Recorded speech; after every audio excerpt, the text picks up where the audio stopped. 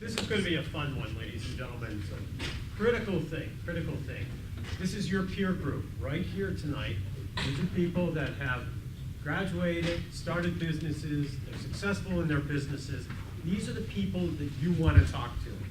And so I'm going to introduce them just a tiny bit, and then after that, we're going to ask some questions. So the questions are just to kind of seed the whole conversation.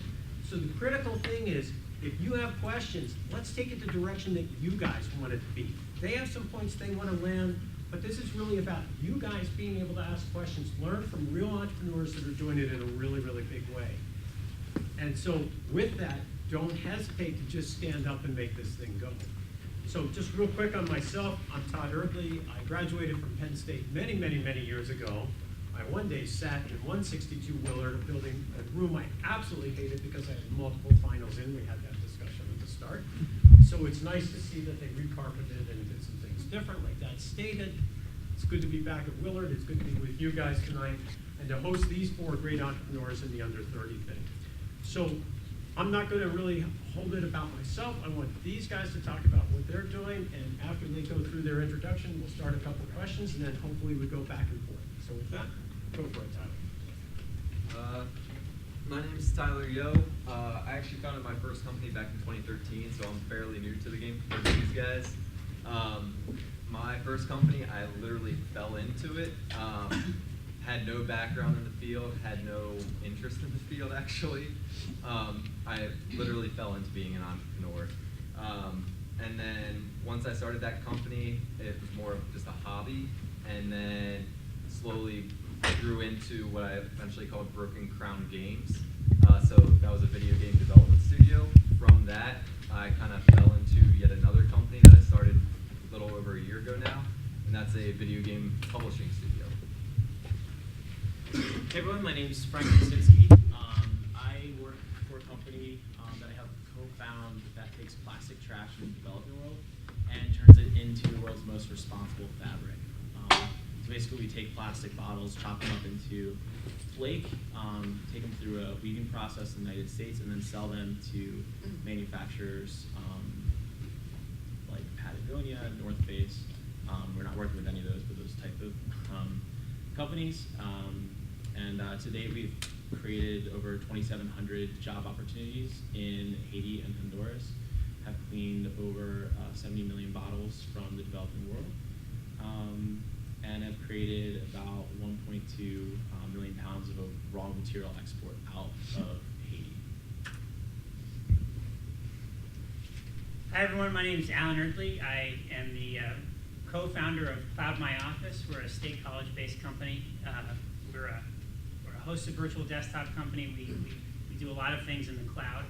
We really work with a lot of businesses and universities nationwide and around the world to basically take everything that's on site for an IT infrastructure and move it up to the cloud. So we're talking about servers, desktops, files, email, everything. We host that in our own data center. We own and operate here in Silicon Valley.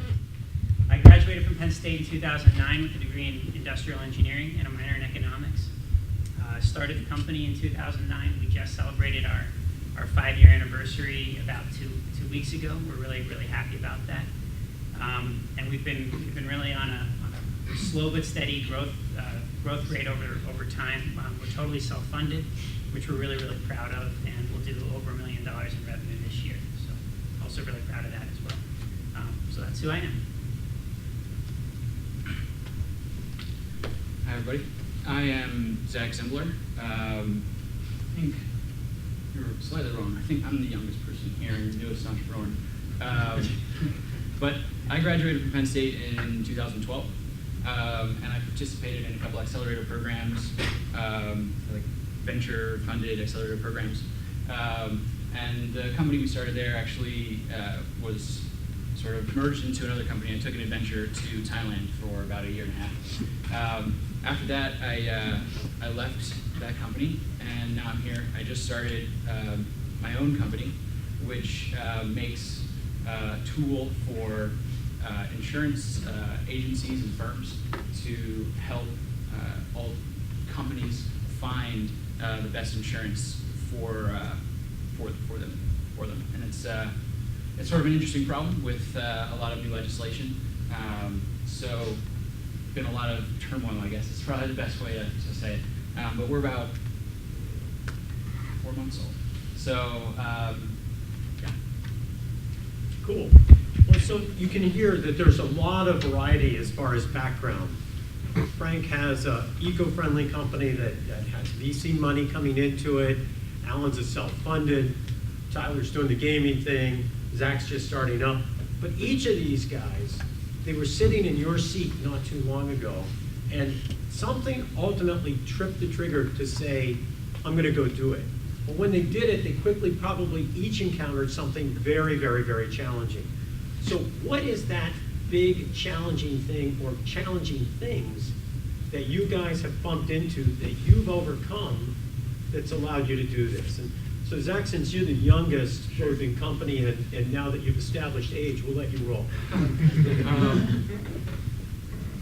think something that was a major challenge for us is, and is probably will continue to be, is sort of picking the right people to listen to and get your advice from.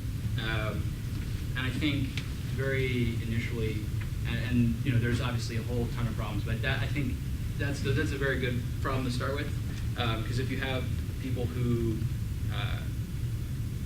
are coming from certain types of backgrounds, who perhaps never started a company before, or from like finance or whatever, you can get some pretty crazy advice. And after hearing like a lot of different advice from all different kinds of people, I think the number one advice you need to listen to and the number one feedback you need to find is your customers' feedback, and like finding customers. That seems to be the best way to actually get serious feedback, especially when someone is paying for it. They give you all kinds of crazy insights like, hey, why isn't this working? From that to like, this thing isn't doing what it's supposed to be doing, to, hey, why can't we have this? And as soon as you give them that, hey, why doesn't it do this? Or, you know, X, Y, and Z other thing. So I think that's been a major challenge. You like customers that pay you money. That's, yeah. It's funny how you find that out very quickly in business. Yeah. Yeah, cool, thanks. We'll just roll right to left. Alan? Yeah, so when we were starting out, one of the biggest things for us was kind of finding our jump off point when we took this thing full scale and full time. So when I started the company with my business partner, we were both working at another job, actually, my dad's company, right over there.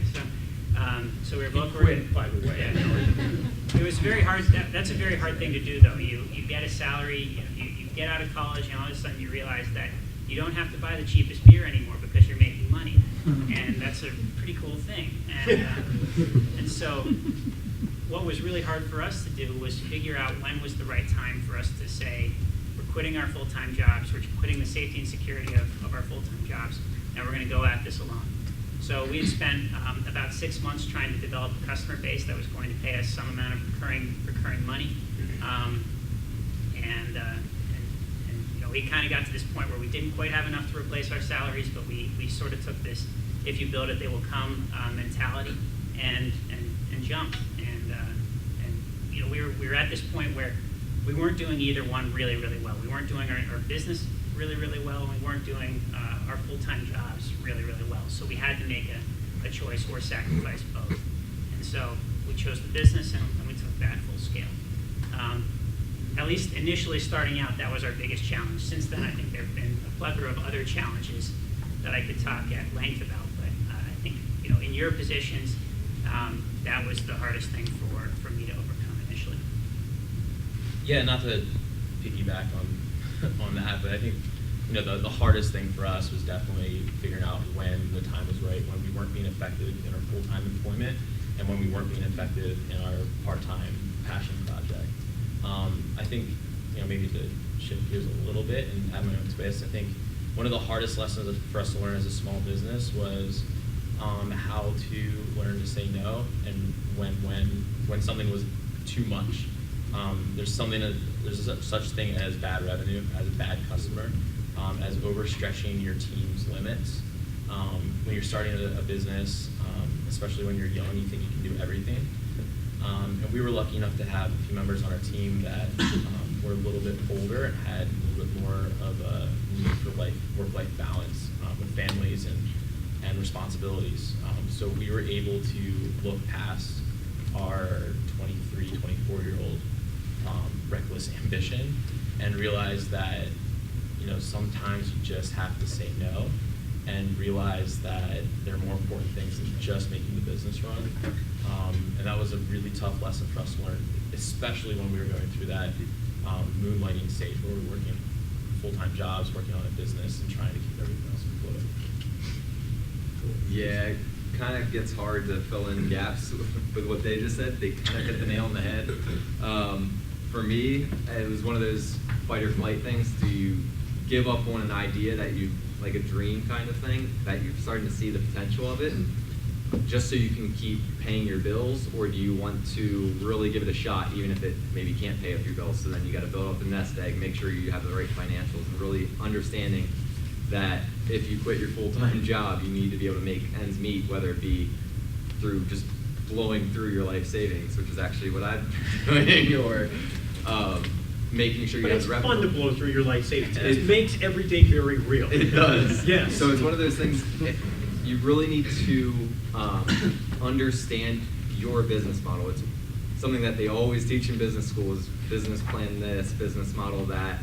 And I can't emphasize that enough. If you don't know how you're going to make your money, even if from my industry, for example, video games are a very peak-driven industry where I could see $50,000 in 2 days, and then for the next 6 months, I'll get maybe 5,000 over just a small trickle-in effect. But it's really the launch day that I'll make most of my money, and after that, with a video game, you make very little money. With an app, it's completely different. Over the lifespan, it gets more and more as you get a larger user base. With video games, it's the exact opposite. It's really that peak surge point. So for me, it was one of those things where I knew I had another 2 years of development left on a video game. Did I want to quit my job and blow through my life savings for a full 2 years in hopes that my video game would get a peak sale? And I found alternatives to, by going through business model and business plans, I found an alternative that could kind of help me sustain while I blew through my life savings, but blow through it a little bit slower until my business kind of hits that peak. And then I can sustain off that peak. And it's really, you need to understand how your business is going to work in order to get past that. And with that said, one thing that I know we discussed through emails a little bit is you need to also understand the difference between a great idea and the execution of a great idea. As a video game developer, I get approached maybe 2 to 3 times a month, if not more, from the next big developer, usually that's even how they title themselves, with the next $1 million game, 2 to 3 times a month. And it's not that their idea can't make $1 million. It's, can they as an individual complete that game? Can they as a team make every individual feature? Do they see every individual feature? Do they have the experience to understand all the different elements that go into it? It's not just having a great game, it's having a great monetization strategy. So it really comes down to, again, knowing your business and having the confidence and understanding to get through that period. And so now your life savings is in good shape. Oh, it's still dwindling, but it's Okay, all right. staying up there. But it does keep you driven, doesn't it? It does. It does. It's funny how total failure drives people forward. So one of the key questions, and I was going to ask him this Sorry, question, guys. but it's all good.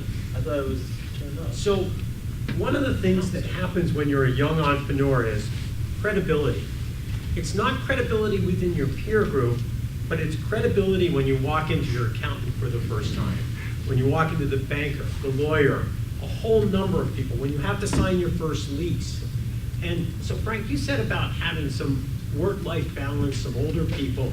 Talk about how it was as far as credibility when you're a young entrepreneur, and how did it help to have some quote-unquote older people around you? Cool. So the first thing that helped us out in that regard was definitely the creation of our team. We specifically chose to create a team that was younger but also had some senior leadership involved. We have our COO has his MBA from UNC Chapel Hill. He's also a Penn Stater.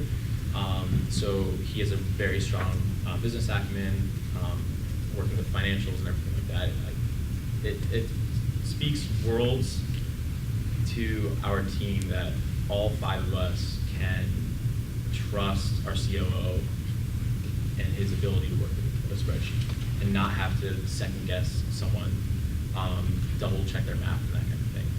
Our CEO has had a lot of experience in PR and marketing communication. So those two, as a C-suite or as a core leadership team, really drive how we act and how we're perceived by people like investors, accountants, lawyers. We always like to say that Ian, our CEO, is the one that's ready to jump off the cliff at any moment, and our COO, Lee, is always strapping on the parachute. Right.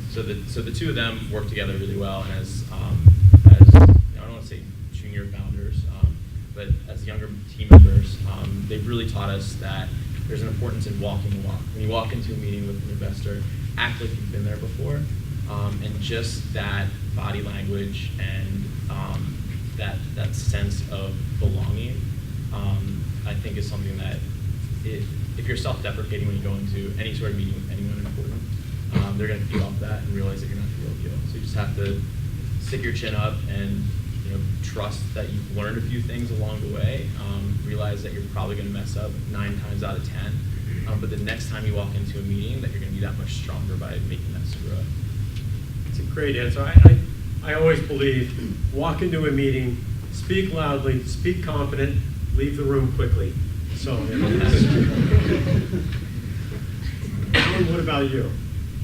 Developing credibility. This is, for my business, this was something that we didn't really worry about credibility with bankers and lawyers and people like that, at least at first, because we were selling a business-to-business service, and we weren't trying to take out loans. We weren't trying to rent a lot of space and things like that. So developing credibility for us really came on the customer side of things. How do we develop credibility with the people we were trying to sell to? And typically what that credibility, when you're in the initial phases of your business, you're kind of in survival mode. You just need to make enough money to get to the next day. And so what we did is we took on deals that nobody else would. They were too hard, they were too complex, they took too much time, something like that. We were stupid enough to take them on, but that also really helped get our first couple of references, our first case studies, and it allowed us to kind of cut our teeth and make mistakes on people that, or on customers that knew that they had no other option than to go with the only person that was bidding on their project. So it doesn't. I know it sounds kind of crass, but that's really what it was for us. The trick of that is, getting revenue is addictive. Making money is addictive, and kind of like what Frank said, not all revenue is good revenue. And so you quickly get to this point in time in your business when the money that you make off of those one-off, you take those projects just to make it, to survive kind of deal, isn't worth it anymore. And so you need to figure out how you transition from that survival mentality to more of a profit-driven mentality, and how you go find deals that you can do something once and reproduce it many times and sell it for more money every time you sell it. So that's really where, I know I'm kind of taking this a little bit, maybe a step further than credibility, but this is something that I think is really important to focus on as a young entrepreneur, is how do you get away from the drug that is revenue and get into a product or a utility kind of model that can really scale you as a business. And that's a milestone you should strive for. When you get to that point, when you can start figuring out or have the tough discussions of whether or not revenue is good, and whether or not I'm productizing my services if you're a service company, and when you get to that stage, that's really the first growth step of the business. That's when you really know you're on to something pretty awesome. We've always talked about, when Alan was growing up, when we talked about business all the time, if you're going to have a business where you make money while you sleep. Because if you really think about what I just said there, making money while you sleep is very, very, very good. It's very scalable. So it's always a goal. On that note, go for it. Read some Seth Godin. Again, that's where stealing that one from. I've never No? read a business book in my life, so I'm really sorry. Seth Godin's It's a just great, logic. He's a great marketing guy, and he Yeah. has this theory that freelancers make money while they work, entrepreneurs make money while they sleep. Ah, I like that. Yeah. I'll use that. Yeah. So, I thought that's what I was hearing. No, that's good. I learned. And if you're looking for funding, and you start to talk to a VC group or an angel, start to talk about how your time is worth money and you're in a service industry, that's when we'll start shutting the door. Yes. That's the moment that you start talking as your business as a service and not something that can be scaled as a product. That's when you're going to stop getting any invitations to pitch. Yep. Totally agree. Yeah. Zach, what about So, you as far as credibility? Credibility. So, I think the one thing that's really helped me is that even though, you know, the business is really, really young, I've spent multiple years at this point, since I was pretty much a freshman in school here, doing lots of things where it's very visible in public. So whether that be, I ran the student radio station here for 3 years. I started an event on campus called TEDx PSU.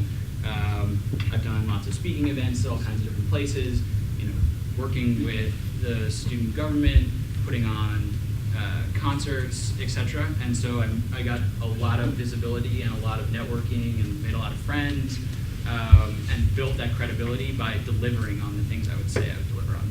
I have to interject, and he can do some mad coding, because he kicked in for Videon. He helped us code up an app that got to #1 in the Google Play Store for 3 weeks this past December. So critical person right there. So he can deliver. And the secret to that one was I wasn't really sure if we could even do what I said I could do. Nice. But we worked really hard and we made sure it happened. So, yeah.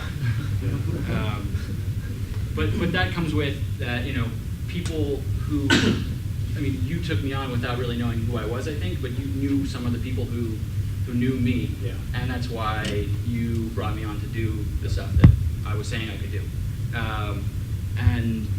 So that starts with just doing exactly what you say you're going to do. I think that's really like a tough one for a lot of people, just delivering, and that goes to the execution, that goes to everything.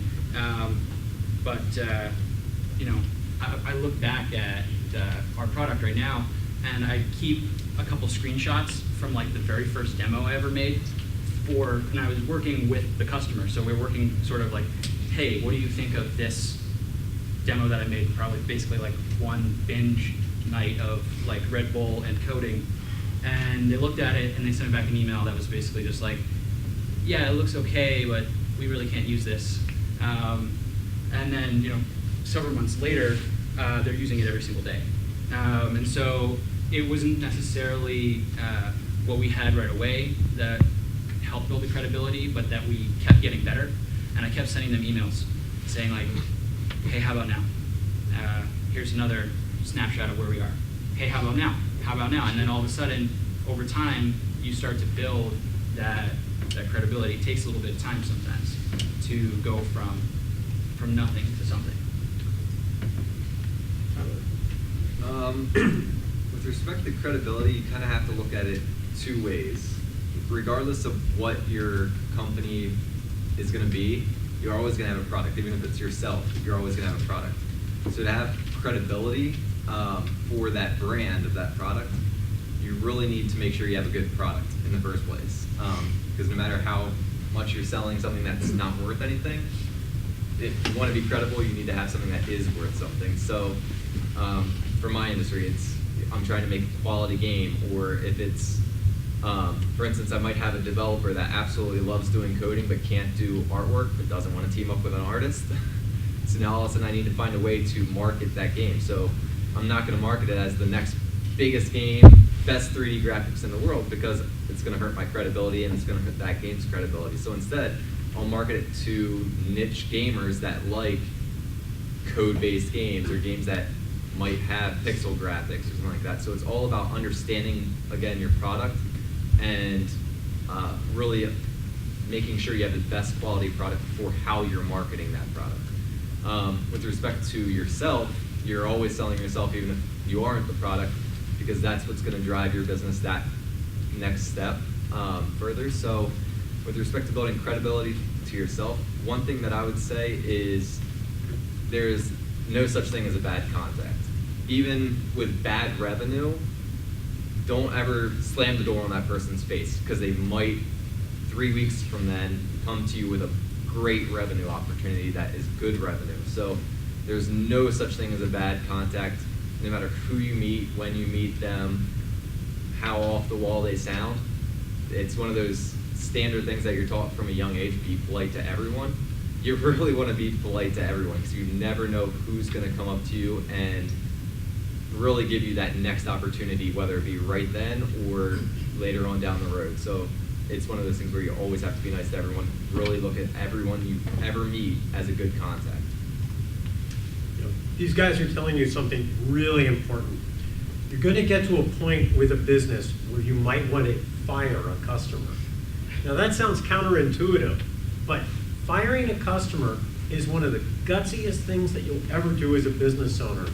And if you do it in a way where you fire that customer and he or she says, thank you, I love you, and here's a bunch of other people, that's the art.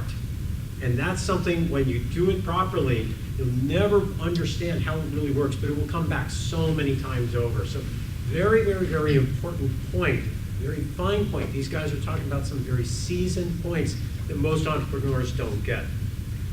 So before I go to the next question, we do have free pathetic stuff. Oh, yeah. Now, if people ask questions, I'm sure we'll throw out this free pathetic stuff. No disrespect to the wonderful paraphernalia brought forth by Global Entrepreneurship. Thank you, Maria. And if if we see anything going crazy over here, she is going to have a baby soon, so it's not going to be tonight. Better not be tonight. We have a camera.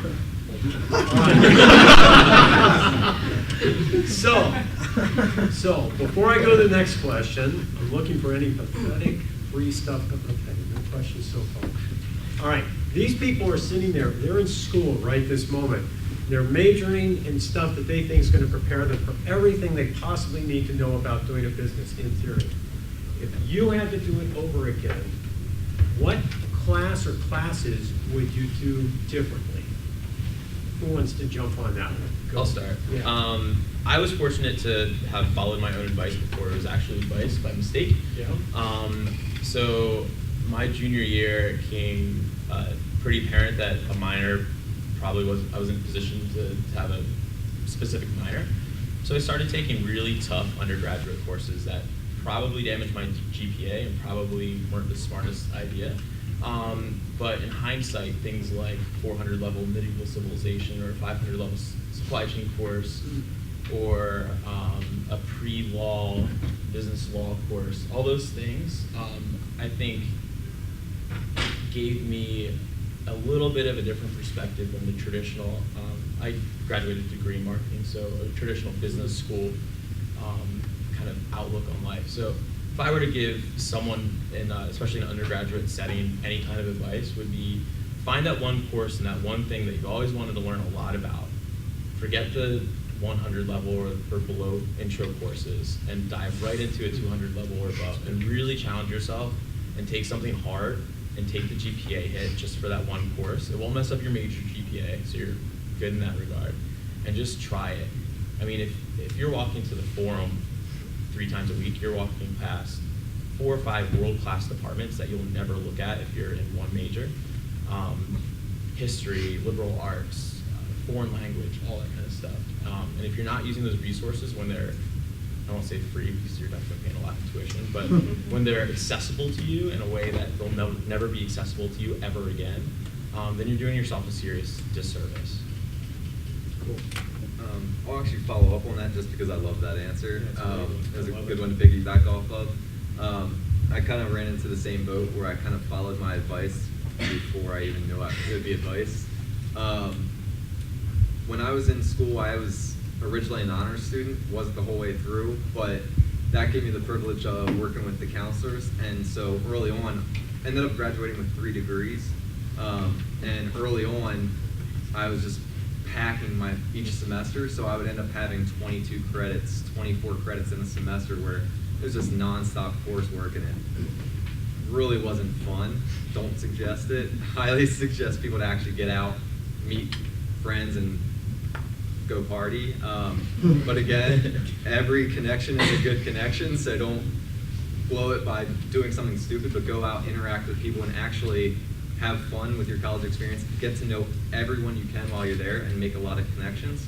But with respect to coursework, so when you're asking what classes do you take, I would say anything and everything.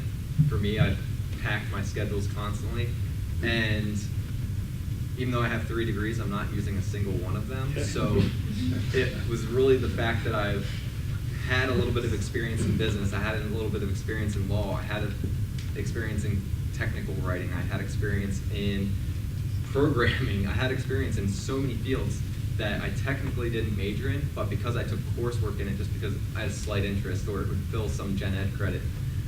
So I took a really hard gen ed, but it ended up in the end working out because it gave me a little bit of a background before I started diving in.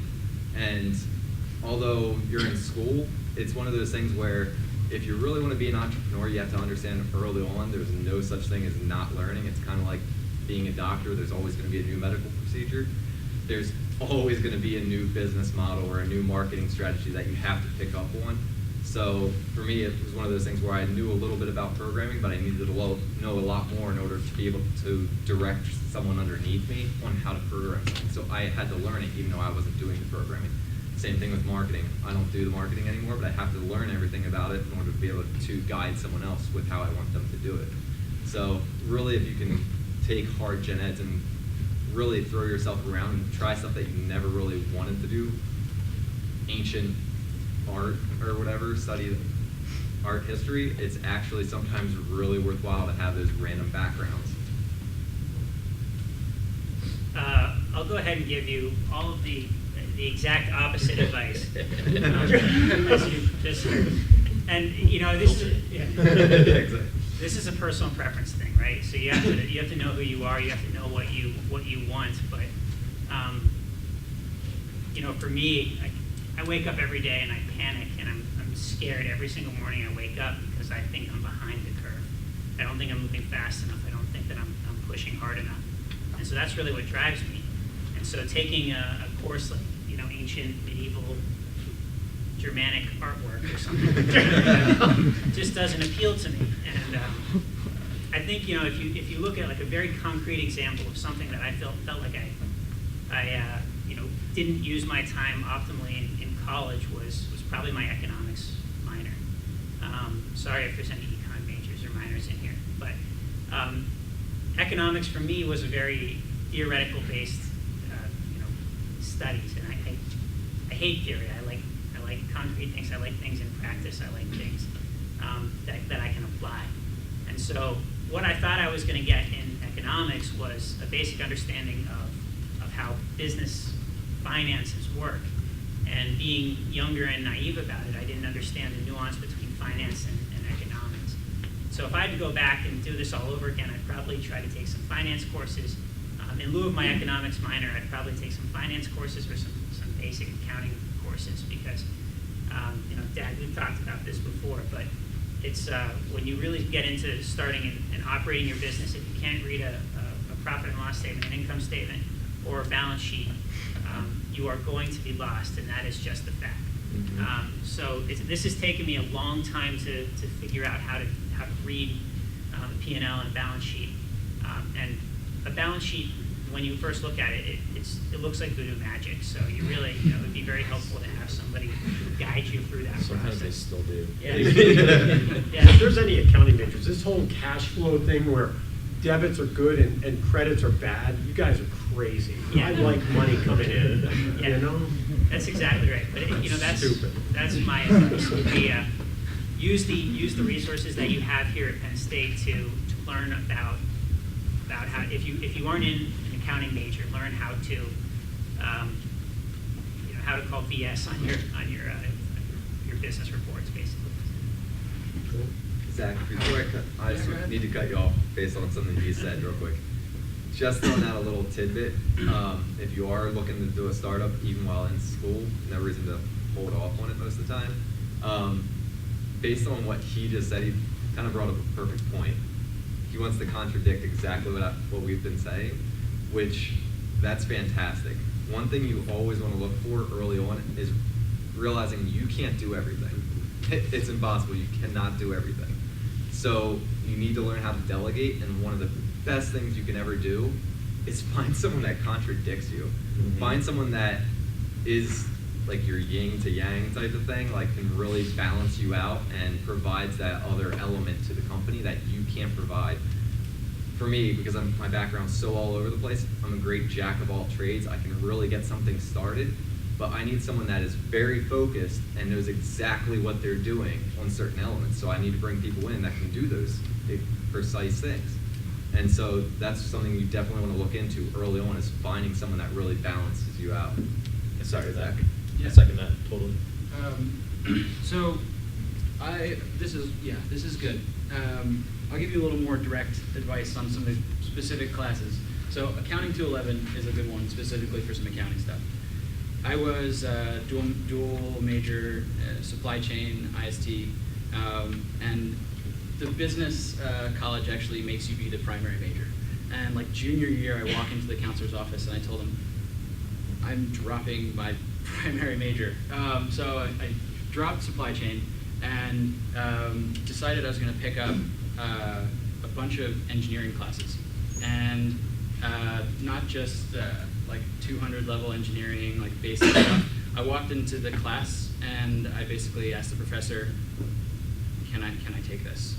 Like the schedule, whatever the schedule.psu.edu thing said, I had to have like all these ridiculous requirements, like all these math credits I didn't have, all these physics credits I didn't have. And I basically just made my case, which is like, take me, because I'm just gonna keep showing up. So you might as well at least get paid for me being here. And it ended up being really great. I got to go to Africa because of that. I was part of this program called Humanitarian Engineering and Social Entrepreneurship. I highly recommend that for a couple reasons. The professors that run the program are really good, and traveling to other countries, specifically third world countries, or developing countries, whatever you want to call them, you learn a lot of stuff. Just like walk around there for a couple hours, you're going to learn some crazy stuff. And I actually ended up living in a developing country for a whole year, so it was very, very helpful. And I think, what sort of each person's making here, this point they're making, is do some stuff that interests you, do some stuff that you think might be helpful. But most of all, don't let anyone, especially the counselors, tell you what you can and can't do. Like, you can't have 2 classes at the same time. That's BS, because I did it. Like, you can't join this engineering class because it's a 400 level class. You can do it if you actually want to do it. And so I think that's what a lot of us are doing, what we want to be doing. No matter what level of success you want to quantify it at, like, we're just doing it. And so the rules are there for like most people to follow, but realistically, they're there for you to just do whatever you want. Like, just go do it. Like, until, like Penn State Police, are after you, you're generally going to be okay.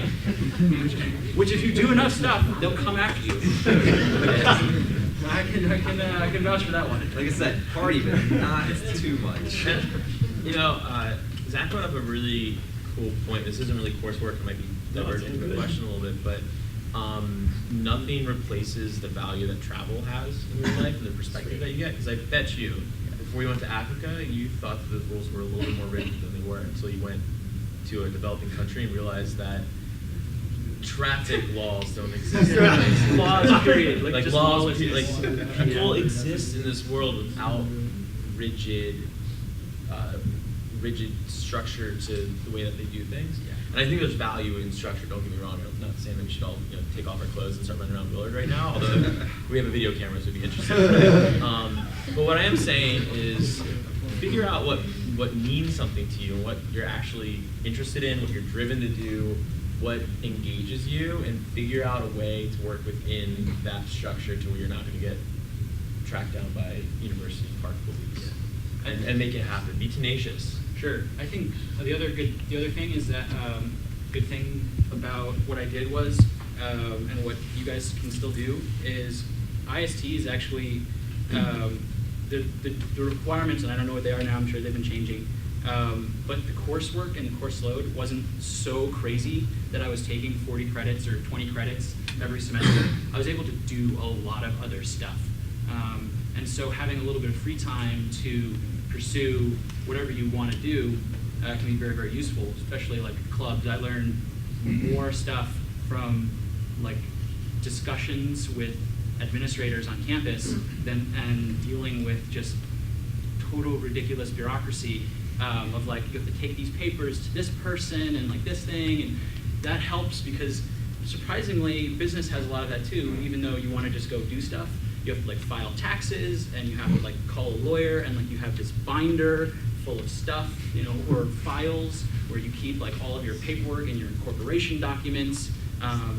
Yeah, so like as much as you want to just go and start your company, there's still like all this other stuff that you have to do too.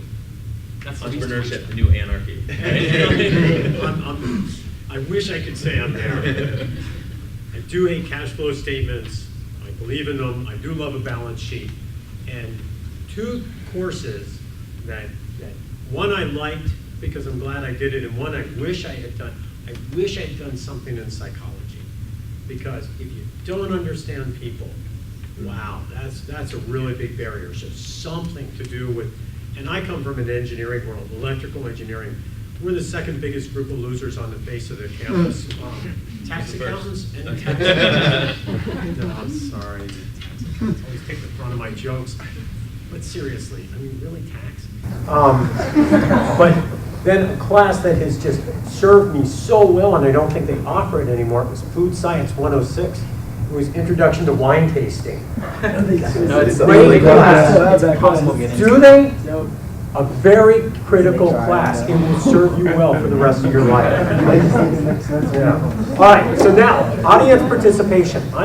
Yes, go. So I guess I want to focus on Frank first, but I think it can still relate to everybody else. So your business is a little bit different, dealing with developing countries, and that's like a whole different kind of opportunity. How did you identify that opportunity? Was it like through your own travel, and what experience was it? And then I guess moving forward, what kind of different hurdles do you experience dealing with, you know, an international company right from the get-go versus something like Alan, where you can start here at State College and kind of local and then branch out? Yeah. And then everybody else, I guess, kind of where was like your business identification as far as like where your opportunity identification? Cool. So our opportunity came to us kind of by accident. My first job out of college was at a small advertising agency, and my boss at the time had traveled to Haiti right after the earthquake, and he had met a boy, actually, young teenager that had a facial tumor. So for 6 to 9 months or so, we worked on a nonprofit to raise $200,000 for him in the States, get him surgery, and he's doing fine now, totally great, but he's actually going to a 4-year institution outside of Pittsburgh, which is pretty rad. But we had been working in Haiti and realized pretty quickly that there was a social gap that wasn't being filled with nonprofits. There's more nonprofits in Haiti than pretty much anywhere else in the world if you look at it on a per capita basis.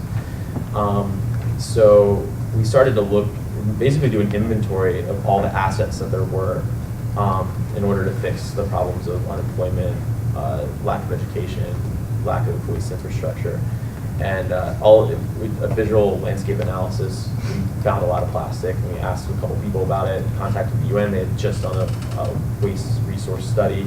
There's 9 million bottles of plastic bottles being brought into the country or produced in the country each month. We looked at unemployment and the opportunity there, and we basically logged into Google and said, what can we do with plastic bottles? And it turns out that fabric is something that happens. And we applied to an incubator, which is the best and worst decision that we ever had. Because we basically applied with this great idea. We're like, yeah, we're gonna make fabric in Haiti, and we have this great idea, give us $100,000. And they were like, hold on 1 second. Yeah. You're not gonna that's a great idea, but you want what now? What do you do?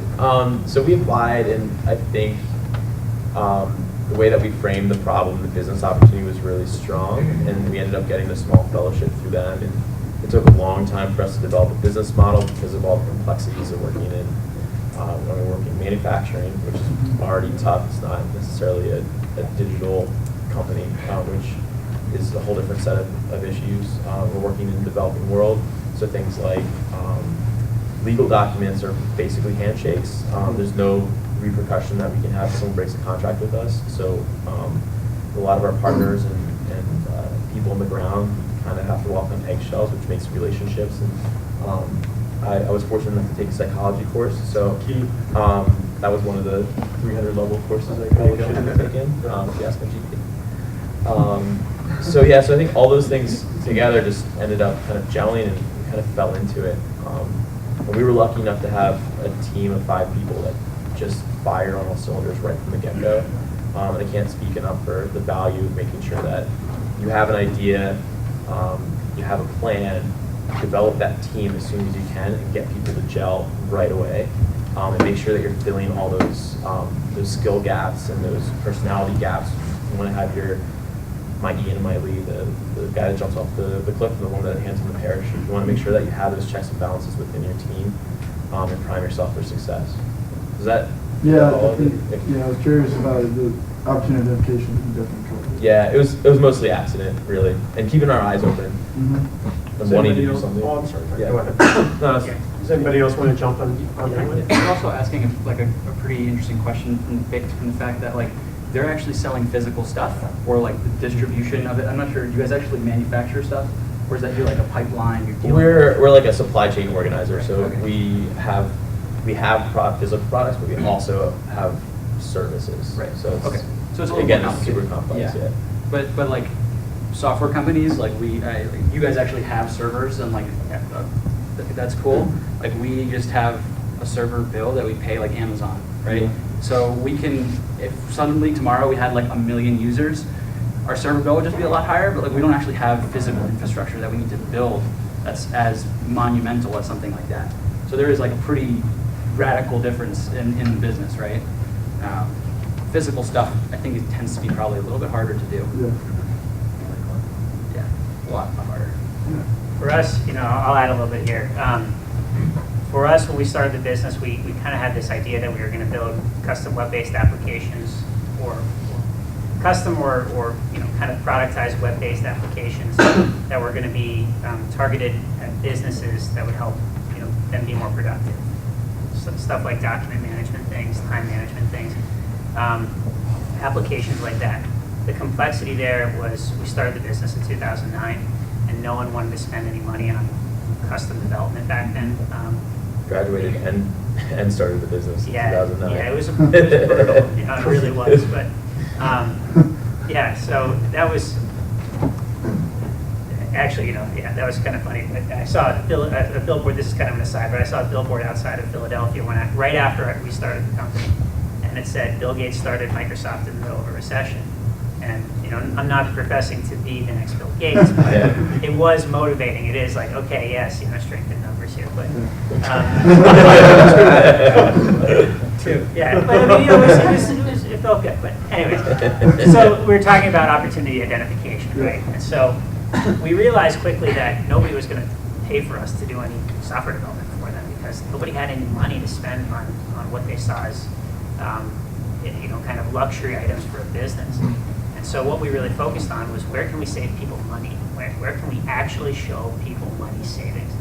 And quickly got into the hosting side of our business, where we could show some really interesting savings for people. And we knew that over the next couple of years, that saving money for our customers in their IT needs was going to be critical for our business. And so that's when we made the decision to vertically integrate and own and operate our own data center instead of going to an Amazon or somebody like that. And so that was kind of an opportunity identification for us, that people weren't buying our products. So that's where we saw opportunity. And another thing, to Zach's point earlier, when he said really listen to your customers and things like that. That's what we really did. We listened to people that showed some interest, but also had some other problems, and we listened to what they had to say and kind of developed products and services around that. And then once we once we figured out what we were really, really good at from what our customers were asking about, that's what we decided to productize and turn that service into a product or a utility, whatever you want to call it. Based off opportunity, I'd honestly say that I started as a entrepreneur, kind of like I said in the very beginning, with no intention to. When I first started my company, it was strictly for IP protection, and I actually never planned on making money. That's so evil. Something we had talked about via email is to be an entrepreneur, passion is insanely important. If you actually want your company to succeed, no one else is ever going to do it for you. You have to be the most passionate person, and no matter how bad things get, you need to kind of calm yourself down and get the understanding to yourself across that I can do this, this is how I'm going to do it, and again, that's where the business plan comes in. When I started my first company, it was strictly passion-based with no understanding of how am I going to make money, because I didn't plan on making money. It was strictly, I had an idea that I actually was working at another job where I needed to learn back-end code for VBA in Excel, and to teach myself some of the code so I could do better work for that company, I started making video games. It was then out of sheer boredom, I started expanding on those video games. And then all of a sudden one of my coworkers got a hold of it and took it home and started playing it. And then his friends started playing it, and they kept coming back with feedback, and I would expand on it just for fun. And it was pure passion, pure hobby.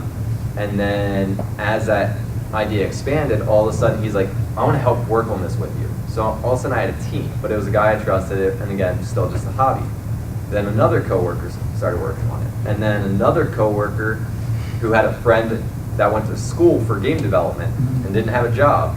He just got laid off from EA. He's like, can I start working on it? All of a sudden we had people that were industry vets working on our team. And then we got another industry vet and another industry vet. All of a sudden I had a team of almost 10 people working on a video game that I started in Excel with no plan on making money in. And I was like, it actually has potential. Maybe I should do something with this. So I was like, screw it. I'm gonna start an LLC and just protect it. So that's all I did. Didn't think we were actually gonna make money. All I wanted was, if it does make money, I don't want people running away with the idea and making the money and not me. That was all it was. There's definitely, you know, if you were to lump it all into two things, or two categories of founders, and I think we all kind of fit in one of these two. You find a market-based need that, you know, there's opportunity in, and you backfill it with the assets that you have at hand. That's what we did with Red and job creation in Haiti and stuff like that, although it was a little bit more of a social market need.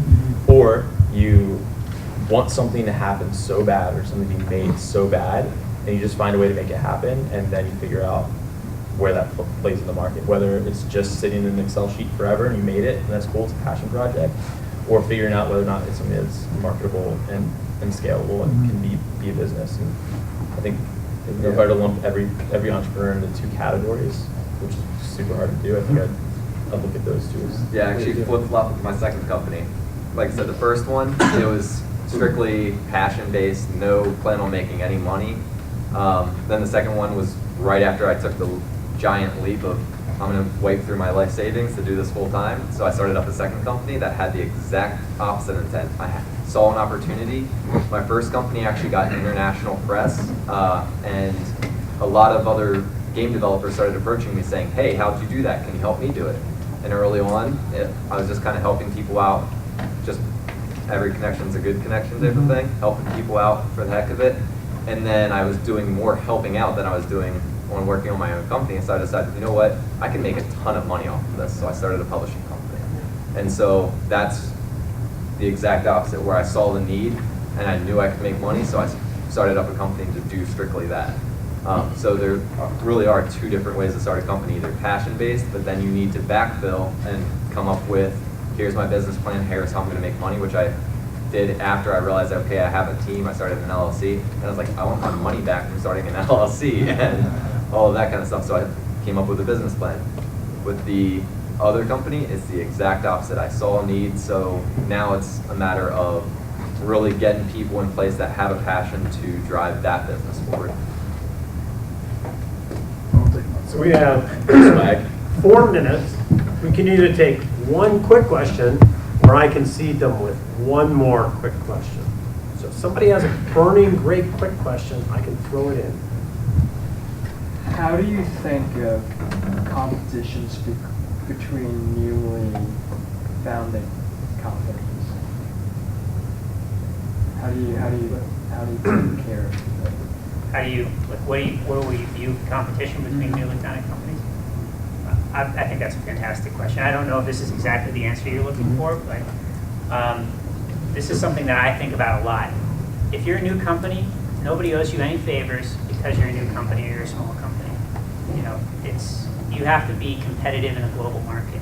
You look at small retailers in towns, and they're getting beat out by the Amazons of the world and things like that because they can't be competitive with prices or 2-day delivery or whatever that may be. So, competition, I think, is a great thing. I think it's the I have kind of a brutal approach. I probably have a pretty brutal viewpoint on how businesses should survive or die. But yeah, I think that competition is great. If you're a small company, you need to keep focused on how are you competitive with your biggest competitor and what differentiates you from your biggest competitor. And this needs to be price, service, quality of product, performance of product. You need to be better than them on every single front, and that will help you also gain credibility, like we talked about earlier. I don't know if that's exactly your question. I think on that too, though, don't obsess about it, because competition can almost stifle you. So going back to some of the feedback stuff you can get from people, when I was part of this accelerator program, one of the guys who was one of the mentors, advisors of the program would come in every week, and we'd sit down with him for an hour. And if a new competitor that was doing something that we were doing launched that week, it's oh my god, you got to change your whole business model. You're done, you're finished, you're never going to make any money. And it's okay, hold on a second. The industry for this is $30 billion. If we make a really good product, have really good customer support, do all the things we need to do, you're going to make some money. So just because there are competitors doesn't mean you should stop what you're doing and do something else. If there are no competitors in your space, maybe it's not that great of a space. You should really take a serious look at that, because maybe the space is 50 people, or there's no customers, right? So if the space is huge, which I think a lot of the spaces, space you're in, is really big, if they get 1% of the market share, it's probably $100 million in revenue. So they have to make a really good product and make a good case for why they are better than their competitors. For X, Y, and Z reasons, they have better customer support. There's an easy win where if you help people, if something's wrong, you make fast adjustments and fix the problem, and you're really, really responsive. Your customers love that. So, yeah, don't obsess over competition. We have about 2 minutes, so you can either one or both. I can make it really quick. The first thing I would say about competition, both of those are excellent points. One is don't ever fall into the trap to think that there isn't competition. There's always competition in some way, shape, or form, whether it's because the marketplace is too small, which in itself is competition, or maybe it's secondary competition. Maybe there's a replacement good that people are buying you're just not looking at. So that's point number one. And then point number two is piggybacking off Zach. Be aware of your competition, but don't beware it. Don't be afraid of what your competition's doing. Stay on your path, but make sure you know what they're doing. Never make a decision based on what your competition, you find out your competition is doing that week, because you can derail your progress. But make sure you know.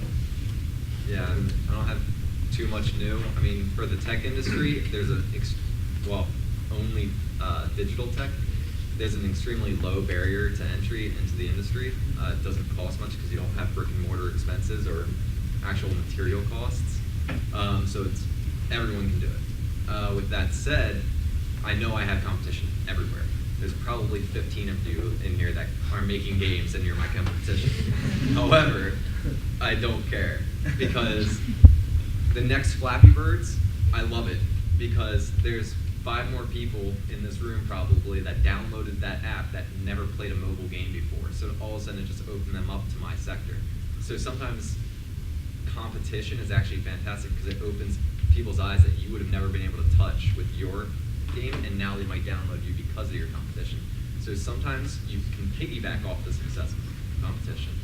Other times, yes, again, you don't want to kind of fall into the trap of trying to be your competition. Don't make a clone game. Instead, take their idea and say, okay, this is how they monetized it, and learn from your competition. So don't be them, just learn from them and get ideas from them and say, okay, they did a great job of making a cheap game and monetizing it properly. Bam, okay, I'm gonna do the same thing. So you don't have to make the same game, just use the same ideas. Ladies and gentlemen, I got to tell you one thing here. I've been very fortunate to go to a lot of different things. I just was out at Intel Capital at a summit where leading CEOs from Intel Capital companies and leading Fortune 500 CEOs came together with great speakers and great panels. And as I think about what those panels said and what those panelists really resonated with me, they don't hold a candle to what these 4 guys just gave you tonight. You're really lucky to be here. These are the 4 people that are going to go do it in a big way. And you made a great decision to come out because you guys should be inspired that you have only one small barrier separating you from where you sit and where they sit. And that's just taking the risk. And so I encourage you to take what these guys said tonight, take it to heart, give it a shot. Failure is an option, and there's nothing wrong with a little failure in life. Ladies and gentlemen, let's give these guys a big round of applause.